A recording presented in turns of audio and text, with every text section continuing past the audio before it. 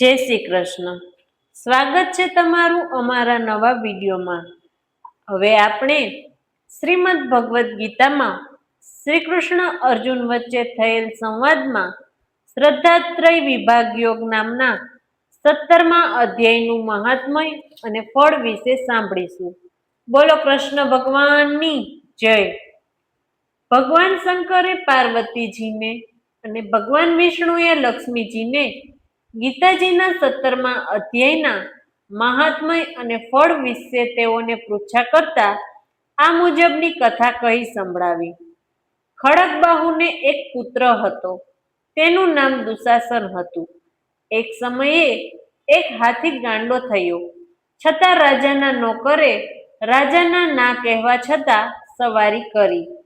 આથી ગાંડા હાથીએ એ નોકરને ઉંચકીને ફેંકી દઈ પગ નીચે કચડી નાખ્યો. આ નોકર પછીના જન્મમાં હાથી થયો. આ હાથીને સિંહણદ્વીપના રાજાએ ખડગબાહુને ભેટ રૂપે આપ્યો. તે હાથી અહીં આવતા તેને પૂર્વજન્મનું સ્મરણ થયું. તે મનમાં ને મનમાં ઉદ્વિગ્ન રહેવા લાગ્યો. થોડા દિવસ પછી તે હાથી માંદો પડ્યો. તે માટે ઘણા ઉપચાર કરવા છતાં તે સાજો ન થયો. એવામાં એક બ્રાહ્મણ રાજ દરબારમાં આવ્યો. રાજાએ પોતાના હાથીની માંદગીની વાત આ બ્રાહ્મણ સમક્ષ કરી. બ્રાહ્મણ વિદ્વાન હતો. તે કંઈક સમજી ગયો. તેણે હાથી પાસે જઈ ગીતાજીના 17મા અધ્યાયનો પાઠ કરી મંત્રેલ પાણી તેના ઉપર છાંટ્યું. આથી હાથી તરત મરણ પામ્યો. તેને લેવા માટે આકાશમાંથી અપ્સરાઓ સાથે વિમાન આવ્યું. આ વિમાનમાં આ અપ્સરાઓ તેને વૈકુંઠ લોક લઈ ગઈ. રાજા આ જોઈ દિગ્મૂઢ થઈ ગયો.